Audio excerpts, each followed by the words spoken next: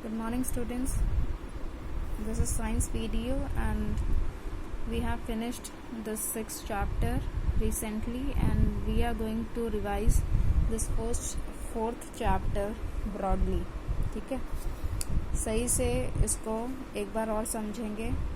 जो भी बच्चे नहीं समझ पाए थे या जो भी एब्सेंट थे, तो वो लोग एक बार समझ लेंगे कि क्या टॉपिक्स हैं और क्या टॉपिक्स समझने हैं उनको. ठीक है, तो ये जो ब्लू में आप देख रहे हैं, पेज नंबर 30 निकाल लीजिए और उसमें देखिए कि मैटर क्या लिखा हुआ है. मैंने कल भी बताया था कि जिसके पास मास होता है और स्पेस होता है उसी को बोल देते हैं मैटर. कोई भी चीज़ का अगर वेट है और वो जगह लेती है तो उसको बोलते हैं मैटर. वही मैटर छोटे छोटे पार्टिकल्स में बने होते हैं तो उनको बोल देते हैं मॉलिक्यूल्स. ठीक है, बस इसमें इतना समझने के लिए है. बाकी स्टेट ऑफ मैटर 3 तरीके के होते हैं: सॉलिड, लिक्विड, गैस. ठीक है, सॉलिड के मॉलिक्यूल्स एक दूसरे से जुड़े हुए होते हैं, इसलिए वो सॉलिड कहलाते हैं. सॉलिड हार्ड होते हैं, उनका जो नेचर होता है वो बहुत हार्ड होता है और इनके पास फिक्स्ड शेप और साइज होता है. ठीक है, इनको बेंट भी किया जा सकता है, मोड़ा जा सकता है, ब्रोकन तोड़ा जा सकता है, कट किया जा सकता है, काटा जा सकता है और रीशेप वापस से इनको मोल्ड करके एक नया शेप दिया जा सकता है. ठीक है, लिक्विड में क्या होता है, मॉलिक्यूल्स एक दूसरे से थोड़े दूर रहते हैं, थोड़ा दूर.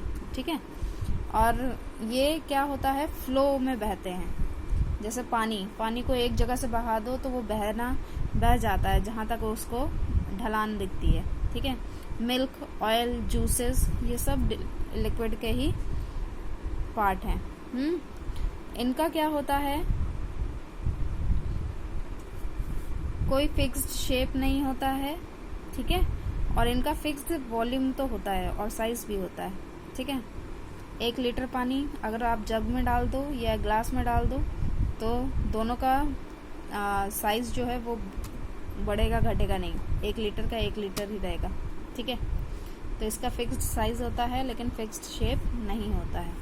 गैसेस के बारे में बात करें तो गैसेस के में मॉलिक्यूल्स बहुत लूजली पैक्ड होते हैं, मतलब एक दूसरे से बहुत दूर होते हैं. ठीक है, तो इनका कोई फिक्स्ड शेप और साइज दोनों नहीं होते हैं.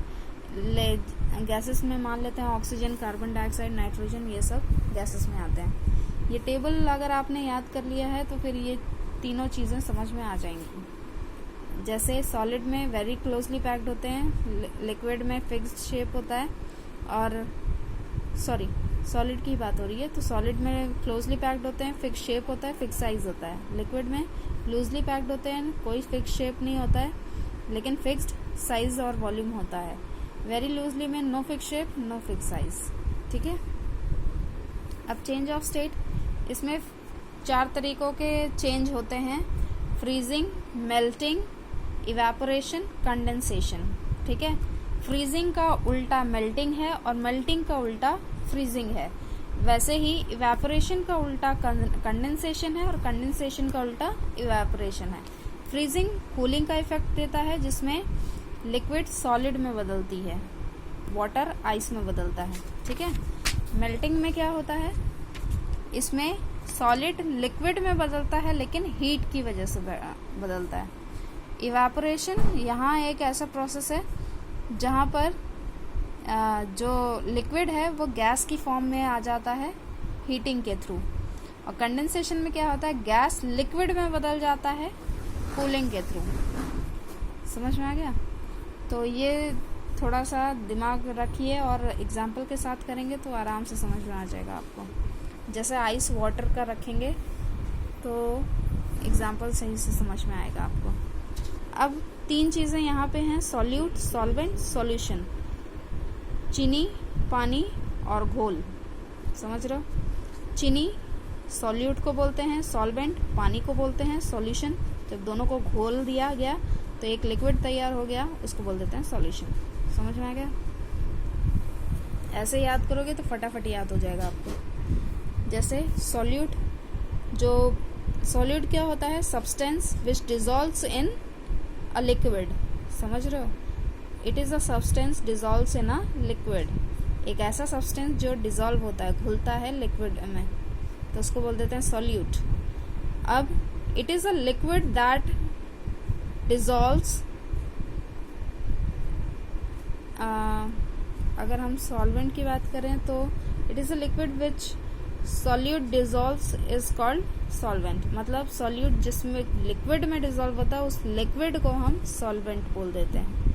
अब इन दोनों को जो मिलाया के घोल दिया जाएगा तो फिर वो क्या होगा, सॉल्यूशन तैयार होगा। ठीक है, इसका फॉर्मूला ये है, solute plus solvent gives solution. ठीक है, solute plus solvent gives solution, इसी से ही पूरा डेफिनेशन निकल के आ जाता है।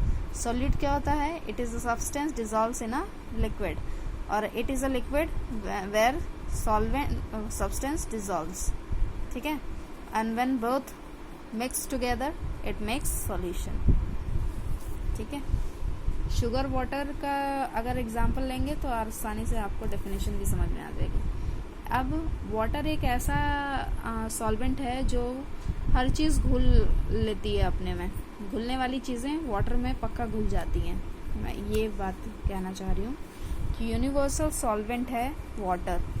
वाटर के अंदर जितनी भी घुलने वाली चीज़ें डालोगे वो सब वाटर के अंदर घुल जाएंगी। जैसे कुछ लिक्विड भी वाटर के अंदर घुल जाते हैं, जैसे इंक हो गया, जूस हो गया, दूध हो गया। दूध में पानी डाल दो तो वो वाटर और मिल्क दोनों पता नहीं कर पाओगे, है ना, क्योंकि दोनों एक जैसे ही दिखने लग जाते हैं। क्यों? क्योंकि वो घुल जाते हैं एक दूसरे में। ठीक है, समझ में आ गया? तो ये हो गया आज का रिवीजन ऑफ चैप्टर नंबर 4। अब ये डायग्राम आपका इम्पॉर्टेंट है, ध्यान से देख लीजिए। Change of state of water, इसमें डायग्राम में अगर आप समझेंगे तो आसानी से समझ में आ जाएगा। आइस को हीट दिया तो वो क्या बन गया, वाटर बन गया। वाटर को हीट दिया तो वो क्या बन गया, इवेपोरेशन हो गया, मतलब उसमें गैस आने लगी। ठीक है, अब कूल करने की बारी आती है, उल्टा चलेंगे ना, तो कूल करेंगे तो गैस जो है वो किस में बदल जाएगा, लिक्विड में बदल जाएगा, और कूलिंग करेंगे तो किस में बदल जाएगा, आइस में बदल जाएगा। समझ में आ गया?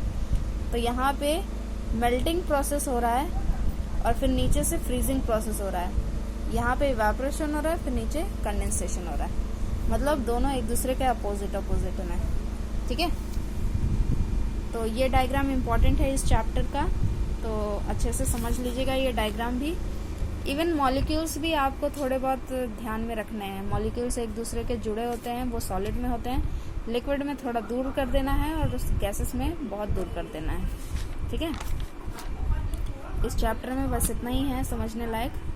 बाकी कोई डाउट है तो मुझसे व्हाट्सएप में पूछ सकते हैं आप। Thank you so much.